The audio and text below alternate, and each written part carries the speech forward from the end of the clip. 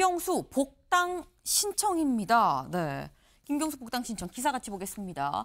이재명 2심 재판부 증인 13명 중 셋만 채택, 판결 속도전.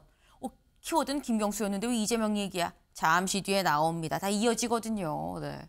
이재명 대표 지금 현재 선거법 위반으로 해서 항소심 재판을 받고 있죠. 물론 다른 재판들도 있습니다만 항소심 재판에 눈길이 쏠리는 이유, 만약에 조기 대선이 열린다면 직접적으로 좀 영향을 받을 수 있는 게 이번 선거법 위반 항소심 재판입니다. 그런데 이거 언제 나는 거야? 속도가 중요하다라는 얘기가 나오는데 2심 재판부는 증인 13명 중에 셋만 채택을 해서 빨리빨리 할 겁니다. 오늘 26일 날 결심할 거예요.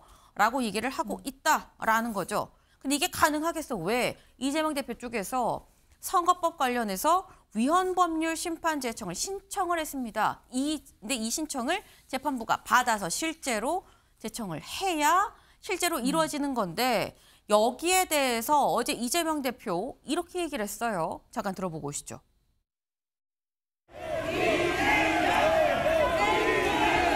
안녕하세요, 대표님. 오늘 위헌법률 심판 신청한 거 기각되면 헌법소원까지 낼 계획이신가요? 재판은 전혀 지연됨 없이 신속하게 끝날 것입니다. 한국 판례가 수차례 있었다는데 여기서 어떻게 생각하시나요?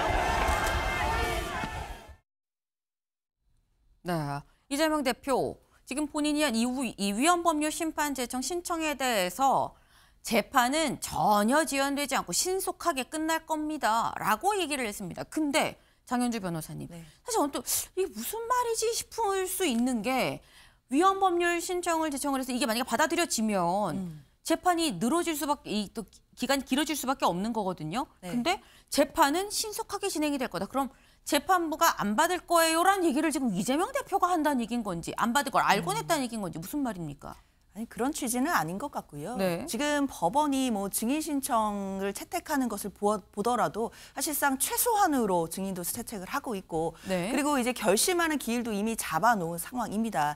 따라서 재판부의 의지를 본다면 이 재판을 좀 신속하게 진행하겠다라는 의지가 계속 곳곳에서 읽히고 있거든요. 그렇기 때문에 이재명 대표가 이야기하는 것은 지금 계속해서 국민의힘이 마치 이재명 대표가 재판을 고의로 지연하는 것처럼 꼼수를 쓰는 것처럼 그렇게 프레임을 걸고 공격하고 있지만 이거 전혀 의미 없는 공격이다라는 부분을 확인하고 있는 것이라고 보입니다. 이미 재판부가 신속한 재판을 하겠다라고 지금 의지를 보여주고 있는데 무슨 재판 지연이 있겠느냐, 그런 프레임은 이제 거둬야 된다라는 취지로 보이고요. 그리고 이제 위헌법률 심판 제청 같은 경우에는 사실상 만약에 재판부가 이걸 받아들이게 된다라고 한다면 재판이 정지되는 것은 맞습니다. 그러나 이 부분은 재판 지연과는 좀 별도의 의미가 있는 것이 만약에 재판부가 근거되는 법률에 위헌 소지가 있다라고 판단해서 이걸 제청을 해준 것이다라고 한다면 이건 재판 지연과는 별도로 생각해서 이걸 법률을 반드시 위헌인지 아닌지를 판단받아야 된다는 것이거든요. 이 부분도 법원이 문제 소지를 삼고 있다라는 측면이 있기 때문에 그것은 좀 별도의 제도로 봐야 되는 것이지 그것 자체가 재판 지연과 연결된다 이렇게 보기는 어려울 것 같습니다.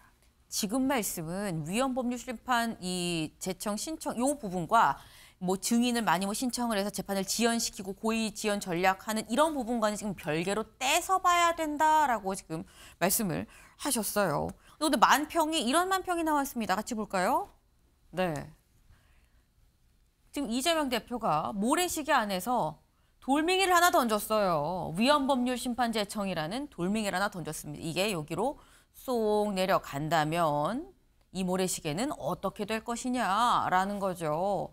그래서 제목이 이거예요. 재판 신속하게 끝날 것이지만 이라는 거죠. 노 의원님. 근데 그렇다고 하면 이재명 대표는 이재명 대표가 이 한 위헌법률 심판 제청은 요거는 재판 지연 전략 이런 거랑은 별개 문제. 지연하려는 의도도 아니고 지연하려는 전략도 아니고 아예 이거 위헌법률 심판 제청도 별개의 건이다라는 지금 설명이시거든요. 어떻게 보십니까? 그럴 수가 있겠죠. 왜 지금 와서 사실은 먼 옛날도 아니고 2021년도에 이미 헌재가 합헌하다고 판결을 낸 사안에 대해서 2심 종결을 갖다가 불과 짧게는 한 1, 2개월을 앞둔 상황에서 이걸 낸다는 것 자체가 굉장히 무리한 일이고요.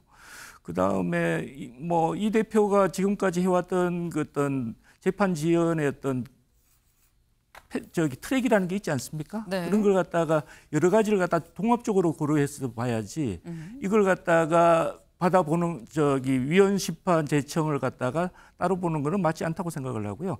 뭐 지금 얼마나 많이 그 지연 전략을 펼쳤습니까? 이를테면은 뭐 소송 통지서를 갖다가 미수령한다든지 고의적으로 변호인 선임을 지연을 해가지고 공판이 되지 않게 한다든가 또 추가 정의 신청을 한다든가 이런 식으로 해서 지금 2심 재판을 갖다가 약 한 2달 정도 지연시킨 전력이 있거든요.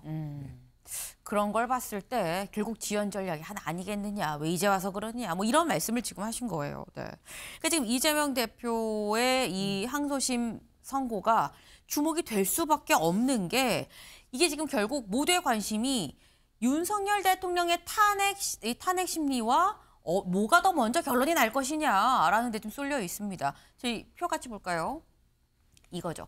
윤 대통령의 탄핵 심판 일정과 이 민주당 이재명 대표의 선거법 항소심 일정 보면 위에는 윤 대통령의 탄핵 심리고요. 밑에는 이 선거법 공판입니다. 그럼 쭉 보면 윤 대통령 대충 일단 13일 8차 변론기일까지 잡혔어요. 탄핵 심판 시한은 6월 11일 전까지다. 이재명 대표는 이미 결심 공판 날짜를 박았죠. 오는 26일이다라는 거예요.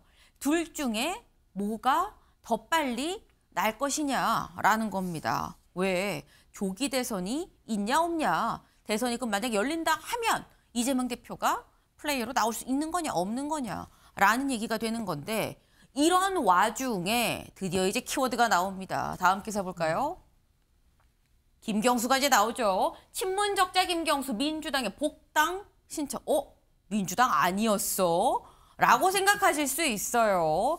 근데 사실 이 김경수 지사가 이 수감 생활을 하고 하면서 그 과정에 다 지금 이미 민주당에서 나왔죠. 나와 있는 다시 복당을 해야 되는 상황인 건데 복당을 신청을 했다라는 겁니다. 근데 신청한 시점을 보니까 저희 준비한 그래픽 같이 볼까요? 이거죠. 사실 김경수 전 지사가 가장 먼저 저희 언론에서 주목이 됐었던 게 SNS 글을 굉장히 세게 올렸어요. 당에서 멀어지거나 떠난 분들한테 진심으로 사과해야 됩니다. 라는 취지로 친명 이재명 대표에 대해서 글을 올렸는데 이게 1월 29일이었었던 거죠. 그리고 바로 이튿날 문재인 전 대통령과 이재명 대표가 만났습니다. 그런데 복당 신청을 한 게 어제가 아니고요. 뒤늦게 알려진 건데 복당 신청을 한 날짜가 언제고 봤더니 이튿날이더라 라는 거예요.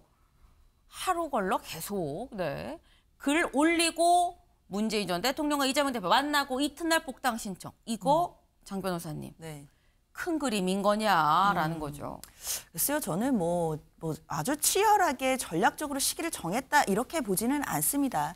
다만 이제 결과론적으로 봤을 때는 여러 가지 메시지를 내던 때와 복당 신청하는 시기가 좀 겹치기는 하는데요. 아무래도 김경수 지사로서도 복당을 해서 이제 당 내부에서 좀 더 움직일 수 있는 공간을 마련하겠다라는 의지가 있었던 것 같고 그러다 보니까 그 시기와 메시지도 맞물린 것 같습니다. 아마 복당 신청이 있었고 관련해서 이제 중앙당으로 올라온 것으로 보이니까요. 아마 최고위를 통해서 결론이 나지 않을까 생각됩니다. 네.